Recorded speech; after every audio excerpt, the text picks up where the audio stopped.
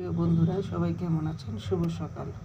তো আজকে সকাল সকাল দেখেন, আজকে একটা স্পেশাল চা বানাচ্ছি। এই যে দেখেন, চার কালারটা কত সুন্দর আসছে। আমি একটু আমার কুরসনটা সরাই দেখাই।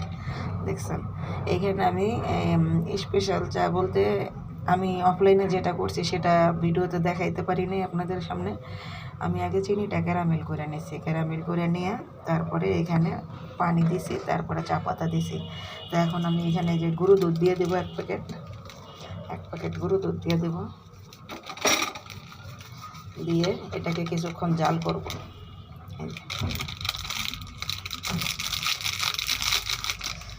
কিছুক্ষণ জাল করার পরে আমি আরও উপকরণ আছে সেটা দিয়ে দেব।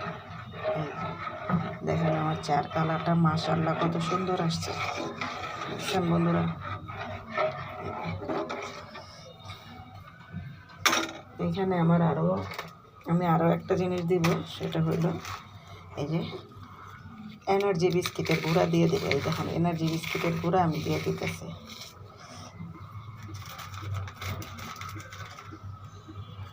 এই যে এখানে এই যে এনার্জি বিস্কিট, এই যে আমি অনেকগুলো নিয়ে এইখানে আমি গুঁড়া করে যে চার ভিতরে দিয়ে দেবো।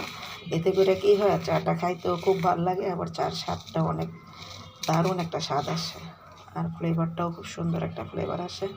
তো এই যে এখন আমি চাটা অনেকক্ষণ জাল করব। জাল করার পরে চাটা একদম ঘন করে নামাই নেব। বন্ধুরা দেখুন, আমি এই চাটা প্রথমে বানানোর আগে চিনিটা ক্যারামেল করে নিয়েছি। চিনিটা ক্যারামেল করার পরে তারপরে আমি পানি দিয়েছি, পানি দিয়ে তারপরে চা পাতা দিয়েছি। তারপরে এখন তো আপনাদের সামনে যে গুঁড়া দুধের প্যাকেট একটা দিলাম, আর এই যে এনার্জি বিস্কিট দিলাম কয়েকটা গুঁড়া করে। এই চাটা আমি অনেকক্ষণ জাল করব। জাল করে একদম ঘন করে এক কাপে নিয়ে আসবো। এক কাপে নিয়ে আসা তারপরে এই চাটা আজকে আমার আম্মাকে খাওয়াবো। আমার আম্মা অনেক অসুস্থ, সেই জন্য সকালবেলা চাইতেছি যে স্পেশাল একটা চা আমার আম্মার জন্য তৈরি করি। তো বন্ধুরা, চাইটা হইতে থাক। আর আজ এই পর্যন্তই। সবাই ভালো থাকবেন, সুস্থ থাকবেন। আল্লাহ হাফেজ।